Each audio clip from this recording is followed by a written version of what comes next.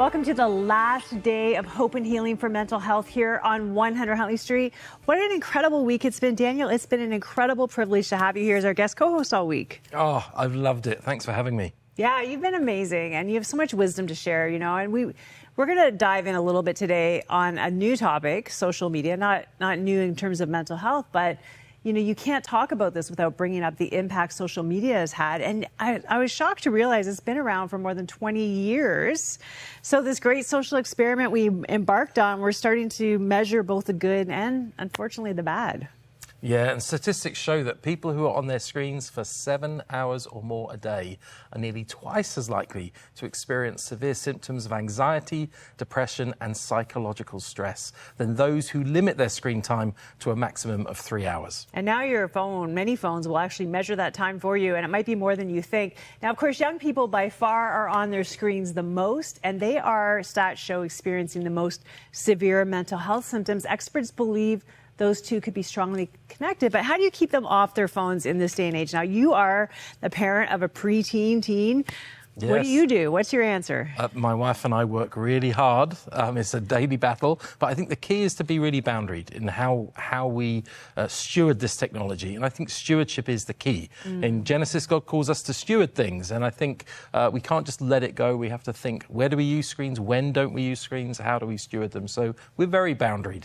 That's good. I like that. Well, Australia's come up with a boundary as well, this strategy to help their youth. They banned social media for anyone under 16, which is really amazing because they're recognizing the mental health harms. But that restriction is actually being challenged in court by Reddit. So we'll see what happens there. Wow. Yeah, I mean, I also thought the statistic was very interesting where it says 53% of youth said they felt compelled to maintain a successful image on social media, and 65% believed they were falling behind their peers financially. So by projecting a successful image that may not match reality, they're making everyone else feel like they don't measure up, which really doesn't help. Right? That comparison game is so huge and it's hard. It's that highlight reel versus the reality of what life is really like. And, none of us post our full truth on socials, nor should we. Like talking about boundaries, it's not the place to tell everything about your life.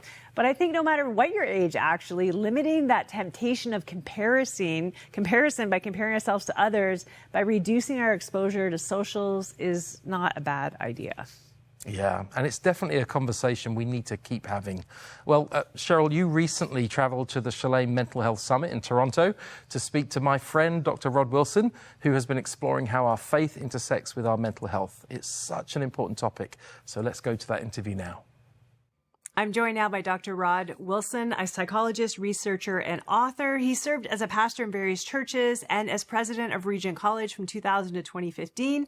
Thank you so much for joining us. Thank you, Cheryl. It's nice to be with you. It's great to be with you, and I'm so interested in your work in the intersection of faith and mental health in particular. You have a PhD in clinical counseling psychology, a degree in theology. So bringing faith into clinical psychology, what gifts does that give? Yeah, I think the fancy theological word is anthropology, the nature of what it means to be human. I think in psychology, we learn about what it means to be human, what it means to function well, what it means to flourish, what it means to not flourish, to not function well, to have dysfunction. So we learn about that, I think, a lot in the secular sphere of psychology. But then I think in the Christian sphere, there's a more rooted sense of who we are, like who God is, who we are. What it means to be a follower of Jesus. And what I realized is that in some parts of psychology, there was kind of an absence of a spirituality or a transcendence or an otherworldly approach.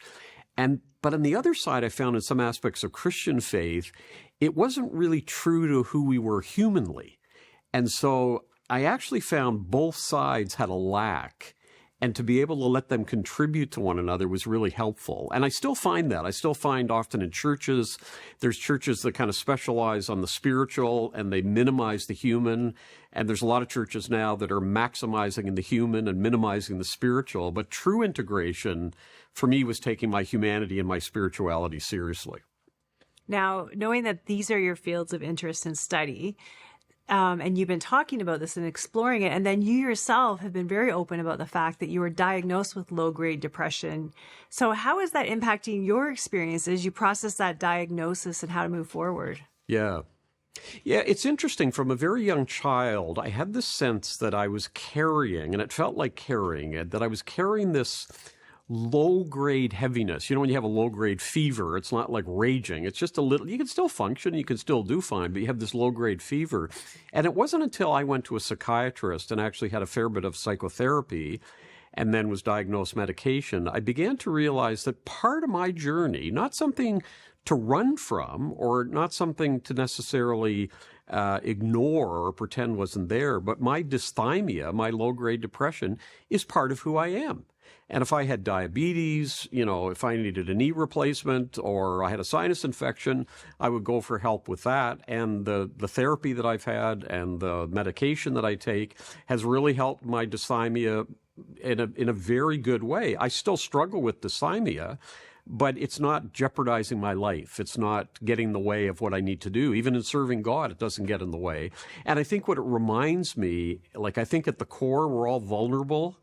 And we're all tainted by just being human. And for me, my dysthymia is one aspect of me being tainted, me being not quite perfect, you know, not quite like the Creator. Surprise, surprise. You know, I have liabilities. I have things that I'm falling short on. No, you're so right. I think we all are dealing with so many different areas of pain and woundedness. And I know you've been on a journey with your daughter as well. Can you tell me a little bit about her? Yeah, our daughter was born 37 years ago, and she has hydrocephalus and frontal lobe brain damage, and she's autistic and started puberty when she was 2. So the package of things that she brings to the world, a lot of it related to neuroscience and to cognitive issues, it means this, you know, competent, well-trained psychologist has frailty as a dad. I can't fix my daughter. I can't solve all her problems. That's been a profound spiritual lesson for me, that my journey with my daughter is one of presence, one of walking alongside. It's not one of being the sage on the stage. It's not one of providing all the solutions, all the answers. So while a lot of it's been painful for her because she's, you know, the product of some dysfunction in her brain, I think for me what it's done is it's been a humbling experience, but also an experience where I'm invited to be present and be with rather than solve and fix. And there's nothing like that. I think a lot of the parents watching will have that experience too. Most of us want to fix our children and solve our children's problems, but to walk alongside your child that's got chronic issues is a powerful spiritual lesson. So I tell my daughter sometimes I've learned more about God from being in relationship with you than anything else I've learned, including my theological training. Wow, that's an amazing statement. And I think you're right. I mean, men in particular, right? You want to fix things. That's your job. Yeah. Slay dragons, fix things. Yeah. When you see her suffer, what is your understanding of God in that moment? Yeah. Well, you know, I've read the Bible chronologically, you know, like there was Jesus' birth and his life and his betrayal and the Garden of Gethsemane and then the crucifixion and then the resurrection and then the consummation. But what I try to do is stop at those places in my relationship with God and say, a lot of my parenting journey has been a Garden of Gethsemane. It hasn't been a resurrection story. A lot of my journey has been pain. And her journey too, not just mine and my wife's journey, but her journey as well. So I think as a Christian, walking alongside somebody who's got pain and is in, you know, has chronic issues they're dealing with, not a crisis, these are chronic issues. You learn that God's promise is not, I will be the fixer of all your problems. I will be the solver of all your difficulties. But God's promise is, I will never leave you. I will never forsake you. And so what I've learned as a dad is that belonging is what matters most. I want to feel like I belong to her. I want her to feel like she belongs to me.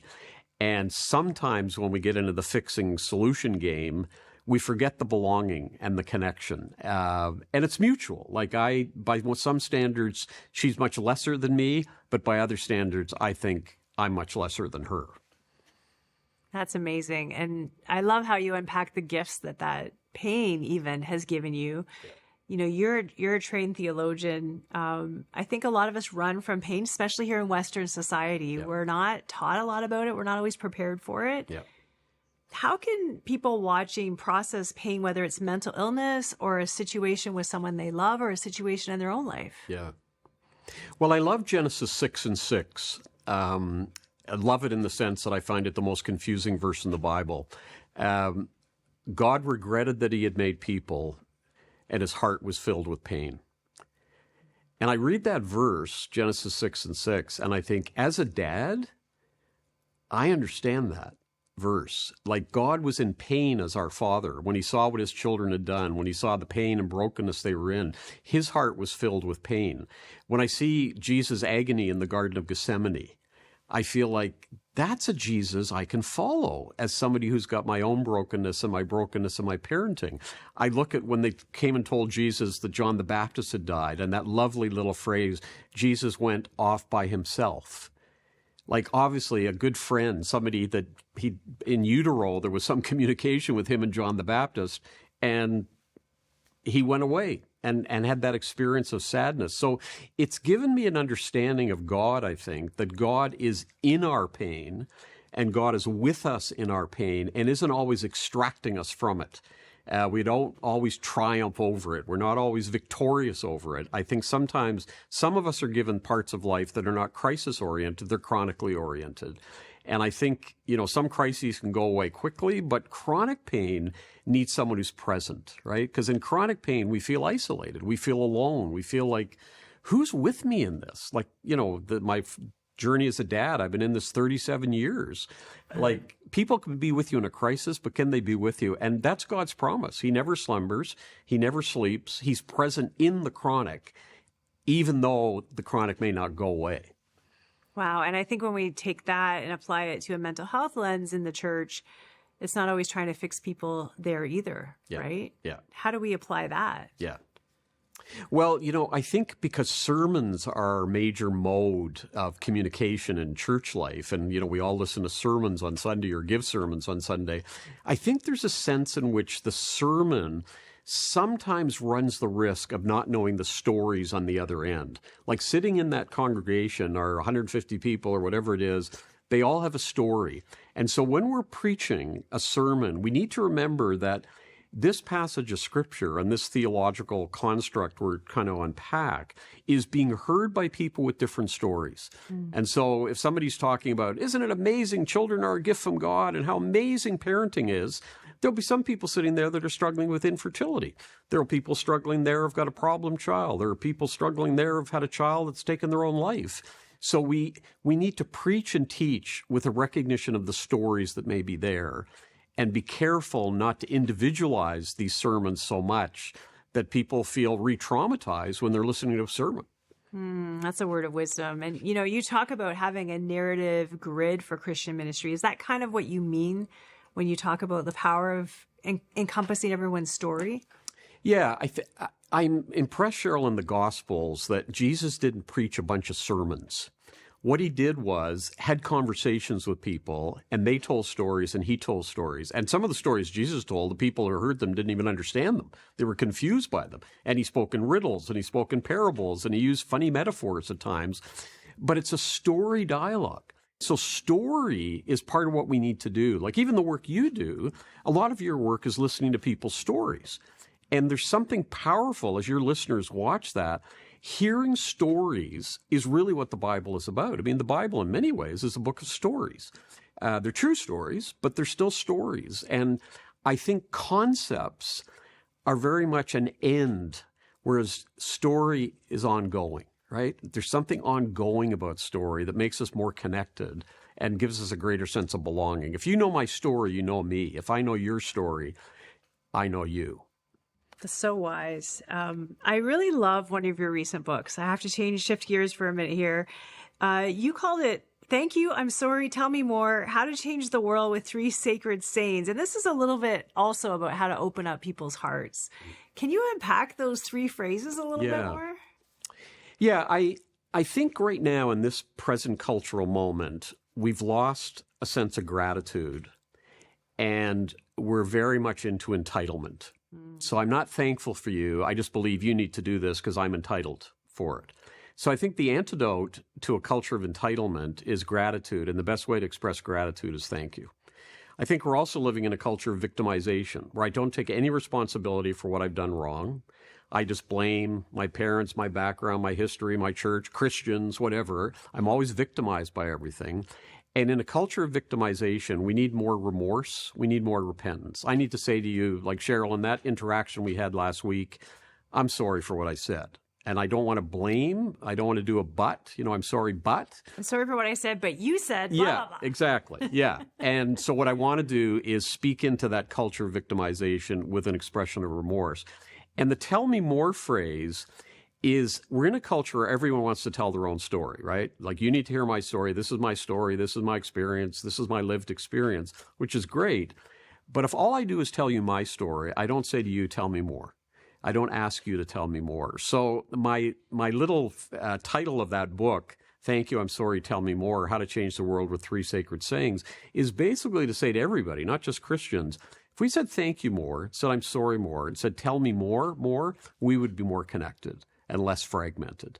And even myself using these 3 phrases in the last number of years and writing that book, it's just amazing the things that have opened up. I was at a restaurant, and I have this little joke. My friends know this about me. I love dessert.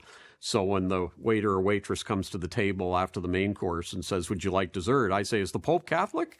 And, just trying to be funny, because of course I want dessert. I'm going to have dessert. So this young woman, turns out she was about 19. She said, is he? And I said, what? Is the Pope Catholic?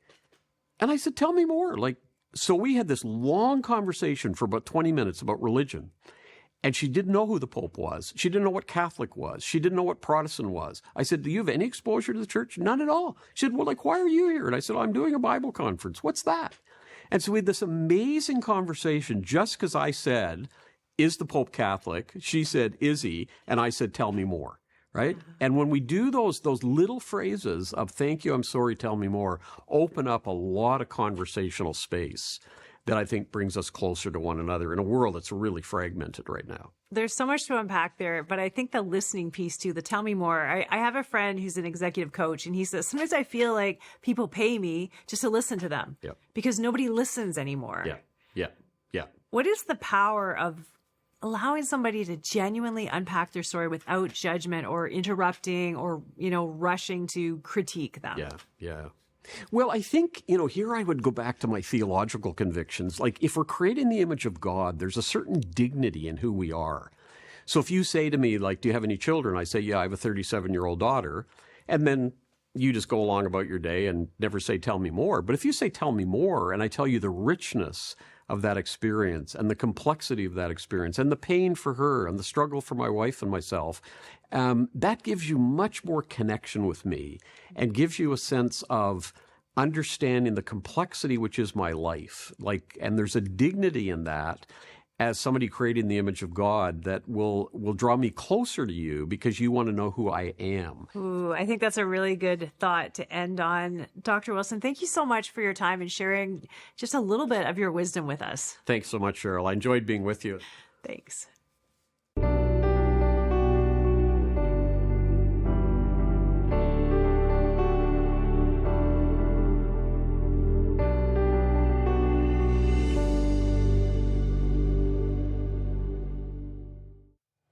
I so enjoyed that conversation with Dr. Wilson, and I think this is one of the things I learned from the extroverts in my life, because believe it or not, introvert. So if I was at the grocery store, I would just pay. I probably wouldn't say too much, but I've learned that asking people questions, seeing them, that can make the whole difference in their day. And people actually love to talk about themselves. And so I had an extrovert friend who would always build connections and people would always remember her. And I started watching her as the introvert to try to figure out why. She said, because people love to talk about themselves and they feel connected to you when you listen. Exactly what he said. That actually makes a difference. Now, that's one thing that I took from his interview is always tell me more. That art of listening. What did you take? Yeah, there's so much that I love about what Rod presented there. And I think, again, just his brutal honesty about the struggles in his life and not feeling the need to explain them away in a simple way, but just to let them be, I think is just so powerful. That's what I loved about this week the most, actually, is the complexity of life. You know, all these amazing interviews that we had, they didn't just dismiss it or wrap it up in a neat bow, but they were honest about it. And I think that's a great example for all of us. Well, you know, over this week, we've been unpacking the 5 pillars that Sanctuary Mental Health Ministries trains people on. We're on the 5th one today, and this one is a little convicting for me. I have to be honest. Self-care as a sacred practice. Tell me about that. Yeah, so I think often self-care immediately can put people's backs up, particularly as Christians, where we're told to be willing to sacrifice ourselves and to lay our lives down. The idea of self-care can feel really foreign, but at its core, the idea of self-care is that it's not a selfish act. It's actually an act of stewardship. It's caring for someone that God has declared as good, and that's me. And often we are willing to see the sanctity of human life as long as it's other people, but we're not willing to see our own. So self-care is not a selfish act, it's good stewardship. And also Jesus commands it. You know, when Jesus is asked what's the greatest commandment, and Jesus says, love God and love others as self. So we love God, we love others, but as self requires a certain degree of self-care. That might be why sometimes we're not great at loving others, because we're not great at loving ourselves. I agree. Okay, I'm just going to be honest. It feels like there's a nobility toward denying myself, you know, especially like when I'm working around the world in traumatic situations. People are in situations so much worse than me. Yeah. I know I have to care enough to survive the experience, like drink enough water so I don't pass out so I can do my job. What is wrong in our thinking that we feel like it's noble to neglect ourselves? Yeah. I think, at its most extreme example, you could take the example of the martyrs, the early church fathers, people who actively laid down their lives for their faith. People would say to me, well, were the martyrs practicing self-care? And what I would say is, well, that was a vocation they were called to. They were called by God to lay down their life in those moments. And if I'm called, I hope I would do the same thing. But you don't pursue martyrdom, right? Yeah. And actually, we can't give what we ourselves don't have. If you don't steward who you are and care for yourself, how can you give to others in a way that's really going to help them?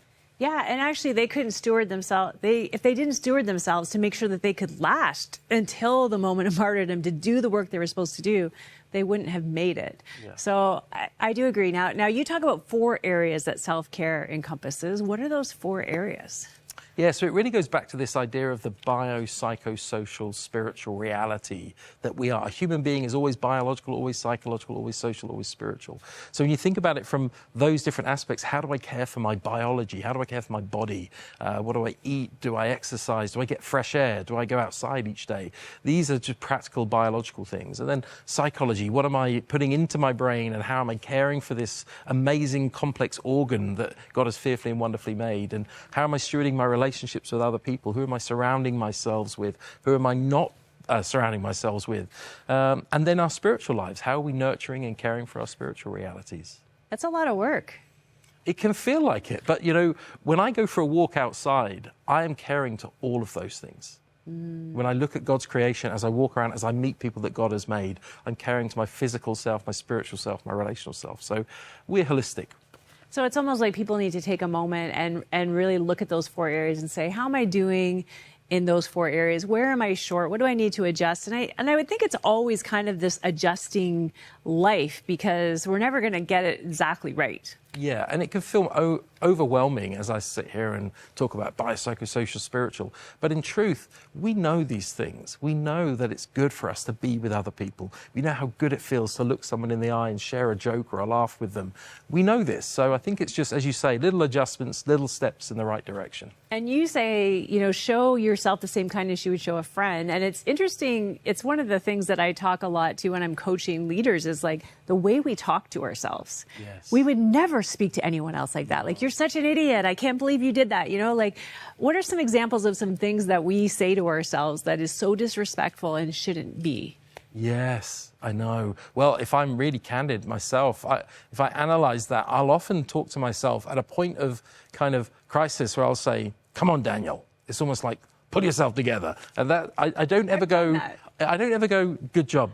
Daniel, that was amazing. Well done. I never say that. I'm always like, pull yourself together, man. So I think if we really analyze it, for whatever reason, we can fall into this trap of speaking negatively to ourselves. And it doesn't, as you say, you'd never say that to a friend or a loved one. It's true. Actually, Dove soap did this campaign in Europe where it had people journal what they say to themselves. And then they hired actors and actresses to sit in a cafe outdoors and say it to each other. And people around them were saying, you can't do that. What are you doing? That's abuse, whatever. And it was kind of trying to make the point of how we speak to ourselves. And there's actually a mental health benefit towards saying good things to ourselves, isn't there? Yeah, there is. There absolutely is. And I think often we read like verses of scripture about God calling us loved and chosen and called, and we know how good that feels. And I think we know how good that feels when someone we value and respect says that to us, and it's the same when we say it to ourselves. The training that Sanctuary Mental Health Ministries gives is so good. And, we're such huge fans of the work that you do. I just want to let people know a little bit about some of the resources you have available now. What's the website people can go to if they've been watching this week going, what is this organization? I want to use its resources. Yeah, so sanctuarymentalhealth.org is our website. The good news is all our resources are free. You can just access them. And they're designed for church small groups, for parachurch small groups, for leadership teams, for anyone really to pick up resources that help people have better conversations about faith and mental health. We have resources for young people as well. We have the Sanctuary Youth Series for 11 to 15-year-olds. We have a worship album of music that churches are now singing in their churches. So there's a lot of cool resources you can see. What's unique about the music relating to mental health? Is it positivity? Is it lament? So all of the songs were inspired by people's lived experience. So I think about one of the songs is a song called Christ is Lower Still, which Matt Maher and Grammy winner Doe sing. And it's this beautiful song that speaks of the Christ who meets us in the depths. Not the Christ who tries to pull us out, but the Christ who's there waiting for us when we go to those deep places. That's what Dr. Wilson said, is like, God isn't the one who's solving all my problems. He's the one who's with me no matter what I'm facing. I thought that was so wise. And we want to remind you again of our free mental health and faith and mental health Bible study.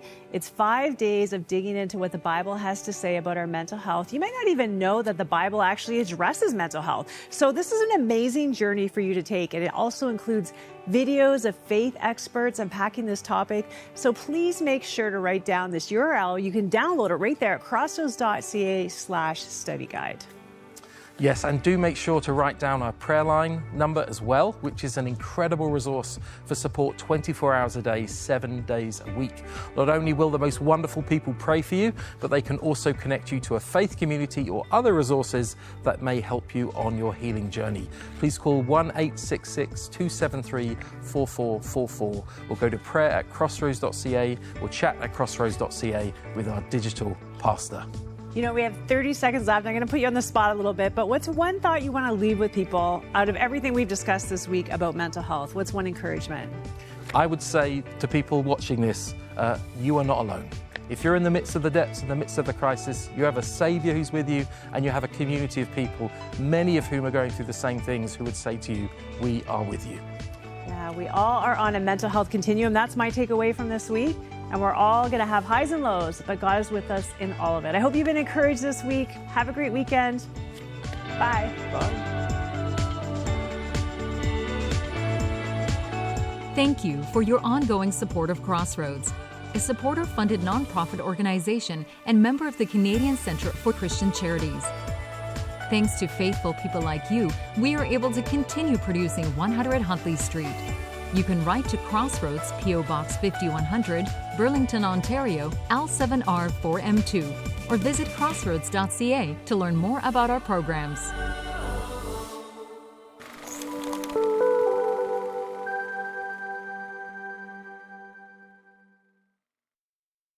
This month is our thanks for your ministry support of Crossroads and 100 Huntley Street. We're excited to offer the book, A Passion for Prayer. 7 classic Christian writers share timeless wisdom and experience. From the powerful insights of Charles Spurgeon and the bold faith of George Muller, to the deep devotion of D.L. Moody, Andrew Murray, and other historic Christian teachers. This treasured collection brings together 7 voices who shared one unshakable conviction: whatever else I do, I must pray. Their writings invite you into deeper communion with God, offering practical guidance, spiritual encouragement, and clear reminders that prayer truly transforms lives. Whether you're growing in your prayer journey or seeking renewed passion, this book will inspire you to draw near to God daily. With a gift of $50 or more, or when you become a new monthly partner, request your copy. Call 1-800-265-3100 or visit crossroads.ca/prayer.